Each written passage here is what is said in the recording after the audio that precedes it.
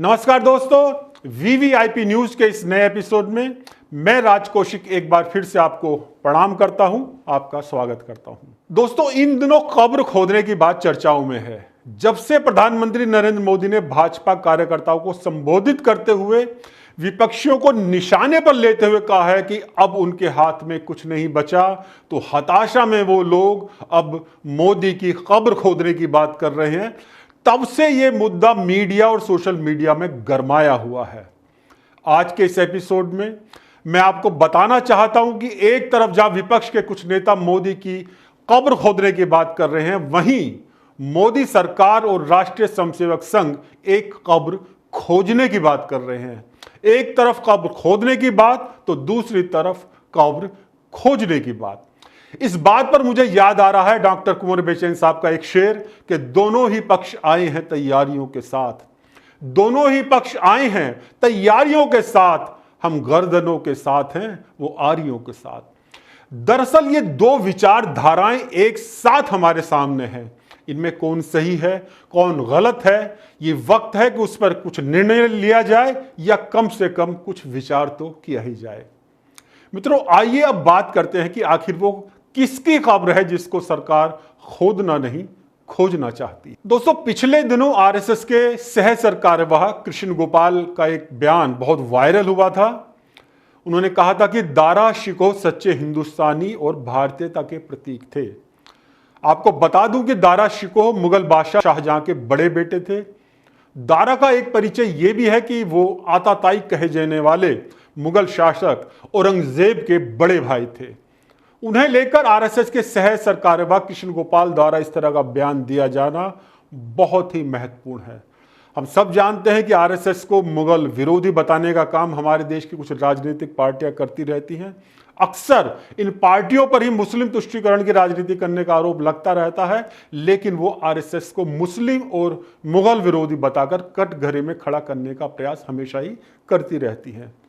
इस आरोप के जवाब में संघ की तरफ से बराबर कोशिश की जा रही है कि उसकी सही छवि राष्ट्रीय और अंतर्राष्ट्रीय स्तर पर स्थापित हो। ऐसे प्रयास किए जा रहे हैं जिनसे साबित हो सके कि आरएसएस मुगल विरोधी नहीं है, लेकिन वो मुगल अगर दारा शिकोह जैसे हैं तो आरएसएस उनके खिलाफ नहीं है, बल्कि कहीं ना कहीं दारा शिकोह जैसे लोगों की विचारधारा के साथ भी आरएसएस खड़ी नजर आती है। इन्हीं प्रयासों के तहत संघ औरंगजेब के बड़े भाई दारा शिकोह को सच्चा मुसलमान बताकर उनके जीवन और शिक्षा को बढ़ावा देने की वकालत कर रहा है। केंद्र सरकार 2020 में दारा शिकोह की खबर खोजने के लिए कमेटी भी बना चुकी है। सबसे पहले हम जानते हैं कि आखिर दारा शिकोह कौन थे।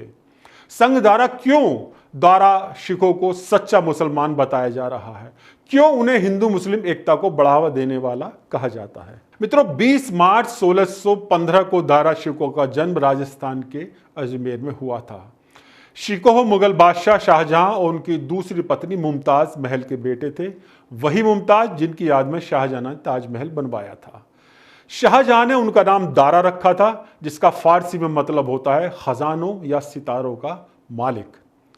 दारा शिकोह के सगे और सौतेले 13 भाई बहन थे, जिनमें से 6 ही जीवित बचे, जिनमें जहां आरा, शाह शुजा, रोशन आरा, औरंगजेब, मुराद बख्श और गोहारा बेगम शामिल हैं। 1633 में दारा ने नादिरा बानो से शादी की थी। दारा ने अपने जीवन में एक ही शादी की। दरअसल दारा शिकोह को बेहद उदार और गैर रूढ़िवादी मुसलमान माना जाता है। दारा की इस्लाम के साथ ही विशेष तौर पर हिंदू धर्म में गहरी रुचि थी, गहरी आस्था थी। दारा न केवल इस्लाम बल्कि हिंदू, बौद्ध, जैन आदि धर्मों का भी सम्मान किया करते थे। वो सभी धर्मों को समानता की नजर से देखते थे। ऐसा कहा जाता है कि कई हिंदू मंदिरों के लिए दारा ने दान भी दिया था। दारा ने हिंदू और इस्लाम धर्म में समानताएं खोजने का प्रयास किया। यह उनकी एक बहुत बड़ी विशेषता रही। और मित्रों, मेरी नजर में यह ऐसा कार्य है जिसकी जरूरत आज के समय में बहुत ज्यादा है। भले ही हम धर्मों को एक दूसरे के विरोधी स्थापित करने की कोशिश करते रहें, लेकिन सच बात यह है कि धर्म कोई सा भी हो, अगर वो वास्तव में धर्म है तो उसमें कुछ समानताएं जरूर होंगी। उन समानताओं को सामने लाकर अगर हम सब कॉमन मिनिमम प्रोग्राम की तरह अध्यात्म के क्षेत्र में काम करें तो बहुत सी समस्याओं का समाधान अपने आप ही हो सकता है। दारा शिकोह की विशेषता यह रही कि उन्होंने सैकड़ों साल पहले जरूरत को समझा और इस पर काम भी किया। इस उद्देश्य को पूरा करने के लिए उन्होंने 52 उपनिषदों और महत्वपूर्ण हिंदू धार्मिक किताबों का संस्कृत से फारसी में अनुवाद कराया था, ताकि हिंदुओं के उपनिषदों को मुस्लिम विद्वान भी पढ़ सकें। साथ ही उन्होंने हिंदू उपनिषदों के अंतरराष्ट्रीय स्तर पर प्रचार प्रसार में भी बहुत ज्यादा मदद की थी। दरअसल दारा शिकोह द्वारा उपनिषदों का फारसी में अनुवाद कराने का फायदा यह हुआ कि यूरोप तक उन्होंने तमाम हिंदू ग्रंथों को पहुंचा दिया। वहां उनका ट्रांसलेशन लैटिन भाषा में हुआ। इससे उपनिषदों को अंतरराष्ट्रीय स्तर पर प्रसिद्धि मिली। दोस्तों, दारा शिकोह की सबसे प्रसिद्ध किताब या कहा जाए बहुत सबसे महत्वपूर्ण किताब Majma ul Bahrain, the confluence of the two seas, यानी दो सागरों का मिलन है। पिछले दिनों मैं टीवी चैनल पर एक डिबेट शो देख रहा था जिसमें कुछ वामपंथी विचारधारा के इतिहासकारों के साथ भाजपा प्रवक्ता सुधांशु त्रिवेदी और कुछ अन्य इतिहासकारों के बीच खूब वाद विवाद चल रहा था। सुधांशु त्रिवेदी ने इस किताब का नाम लेते हुए सामने बैठे हुए दर्शकों से पूछा था कि आप में से किसी ने क्या इस किताब को पढ़ा है। मित्रों, सभी लोगों का जवाब था कि उन्होंने इस किताब को नहीं पढ़ा। फिर उन्होंने वामपंथी इतिहासकारों से पूछा कि क्या आपने इस किताब को पढ़ा है। उनके तरफ से भी जवाब ये मिला कि इस किताब को नहीं पढ़ा, और कुछ ने तो ये भी कहा कि इस किताब को पढ़ने की जरूरत ही नहीं है। दरअसल आजादी के बाद से दुर्भाग्य यही रहा दोस्तों कि जिन किताबों को पढ़ा जाना चाहिए था उन्हें पढ़ने की कोशिश ही नहीं की गई। यही वजह है कि इतिहास के कुछ महत्वपूर्ण तत्वों को छोड़ दिया गया और अनावश्यक चीजों को जरूरत से ज्यादा महत्व दे दिया गया। जिन बातों को या कहें कि तथ्यों को छोड़ा गया, अगर उन्हें महत्व दिया जाता तो शायद आज इस तरह का मजहबी तनाव पैदा ही नहीं हो पाता, जो कि हमें बार बार देखने को मिलता है। दारा शिकोह की इस किताब का शीर्षक मजमा उल बहरीन, यानी दो सागरों का मिलन ही मिलन की बात कर रहा है। इस किताब में वेदांत और सूफीवाद का तुलनात्मक अध्ययन है। जाहिर है यह बात उन लोगों को रास नहीं आ सकती जो दो सागरों के या दो विचारधाराओं के मिलन के खिलाफ हैं, बल्कि वो लोग चाहते हैं कि एक सागर दूसरे सागर के सामने या एक विचारधारा के लोग दूसरी विचारधारा के सामने सदैव तनकर खड़े रहें। मित्रों, महत्वपूर्ण बात यह है कि मिलन की विचारधारा वाले दारा शिकोह के प्रति उसके अब्बू जान यानी शाहजहां भी अच्छी भावना रखते थे। शाहजहां हमेशा यह चाहते थे कि दारा शिकोह ही उनके उत्तराधिकारी बने, लेकिन यह हो नहीं सका। 1652 में शाहजहां ने दरबार में खास आयोजन किया और दारा को तख्त पर बैठाया और उन्हें शाह ए बुलंद इकबाल यानी बादशाह का उत्तराधिकारी घोषित कर दिया। इतिहासकारों का मानना है कि दारा शिकोह की रुचि युद्ध से ज्यादा फिलॉसफी और सूफीवाद में थी। 1657 में शाहजहां के बीमार पड़ने के बाद मुगल साम्राज्य में उत्तराधिकार की जंग छिड़ गई।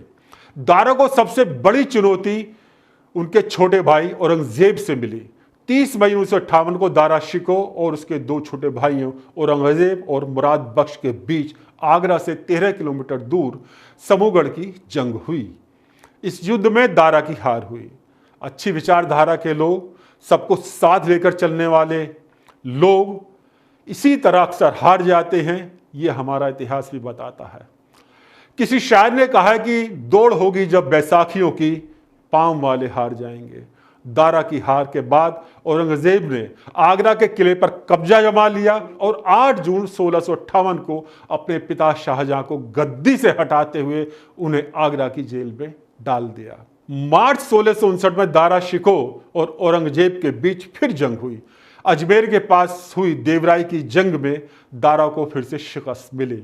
युद्ध में हराने के बाद औरंगजेब ने दारा को जंजीरों में जकड़कर दिल्ली की सड़कों पर घुमाया। इतिहासकारों का कहना है कि दारा शिकोह जनता में बहुत लोकप्रिय थे और औरंगजेब ऐसा करके दिखाना चाहता था कि केवल जनता में लोकप्रिय होने से कोई हिंदुस्तान का बादशाह नहीं बन सकता। फ्रेंच इतिहासकार फ्रांसवा बर्नियर ने अपनी किताब travels in the Mughal empire में लिखा है, औरंगजेब ने दारा को जंजीरों में जकड़कर एक हाथी पर बैठाकर दिल्ली की उन सड़कों पर घुमाया था जहां उनकी कभी तूती बोलती थी।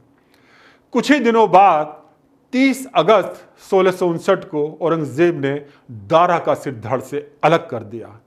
औरंगजेब ने दारा का सिर एक थाली में सजाकर, एक कपड़े में ढककर आगरा में कैद शाहजहां को कीमती तोहफा कहते हुए भिजवाया था। जब शाहजहां ने थाली से कपड़ा हटाया तो दारा का काटा सिर देखकर उनकी चीख निकल गई थी। मित्रों, संघ और सह सरकार्यवाह कृष्ण गोपाल ने दारा शिकोह को सच्चा मुसलमान बताकर उनके बारे में सही वर्णन न करने के लिए इतिहासकारों की आलोचना की है। 2017 में संघ प्रचारक चमन लाल की स्मृति में आयोजित कार्यक्रम में दारा शिकोह पर चर्चा हुई थी।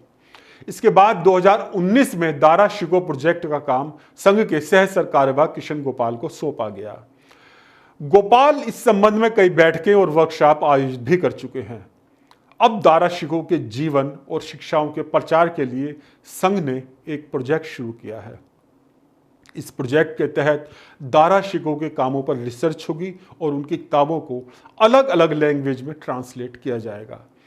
हाल ही में अलीगढ़ मुस्लिम यूनिवर्सिटी यानी AMU ने अपने दारा शिकोह सेंटर के तहत आपसी संवाद के लिए पैनल बनाने की घोषणा की है। इस पैनल में हिंदू इतिहास और आस्था पर रिसर्च करने वाले मुस्लिम और ईसाई विद्वानों और शिक्षाविदों को शामिल किया गया है।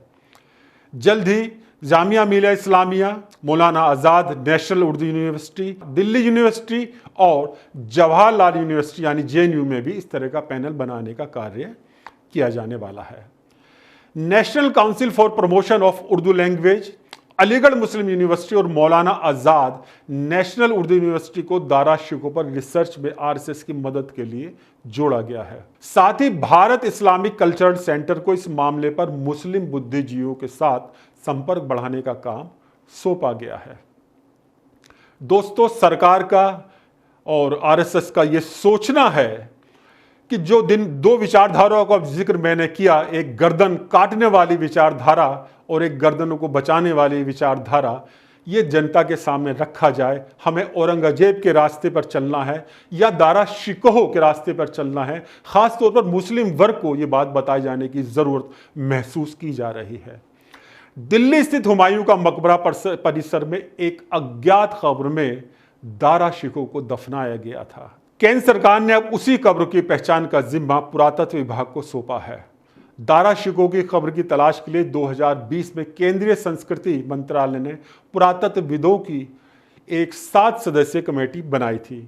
माना जाता है कि 1959 में दारा शिकोह की हत्या के बाद उसे औरंगजेब ने दिल्ली स्थित हुमायूं के मकबरे में दफन करवाया था। उस हुमायूं के विशाल मकबरे के परिसर में कुल 140 कब्रें हैं। उन 140 कब्रों के बीच में दारा शिकोह की कब्र को ढूंढना निश्चित रूप में भूसे के ढेर में सुई को ढूंढने जैसी बात है, लेकिन सरकार इस क्षेत्र में काम शुरू कर चुकी है। पिछले कुछ सालों के दौरान सरकार ने दारा शिकोह के प्रचार में तेजी दिखाई है।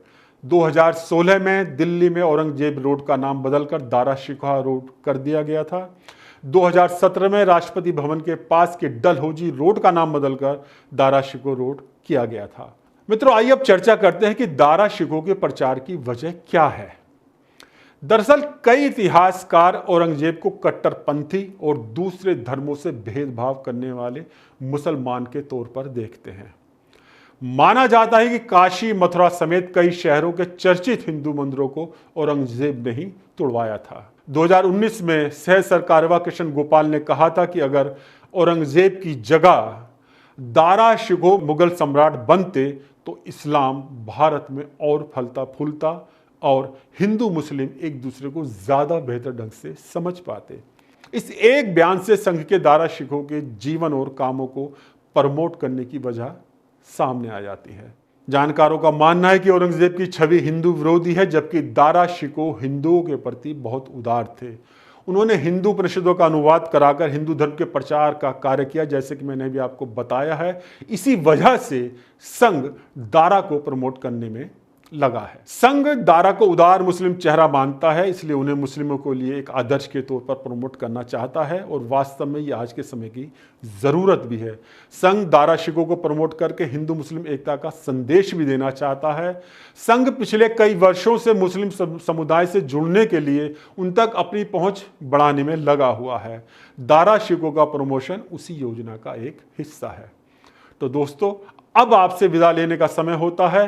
अपने कमेंट्स जरूर लिखिएगा ये एपिसोड आपको कैसा लगा और सब्सक्राइब करना बिल्कुल ना भूलिएगा। VVIP news. नमस्कार।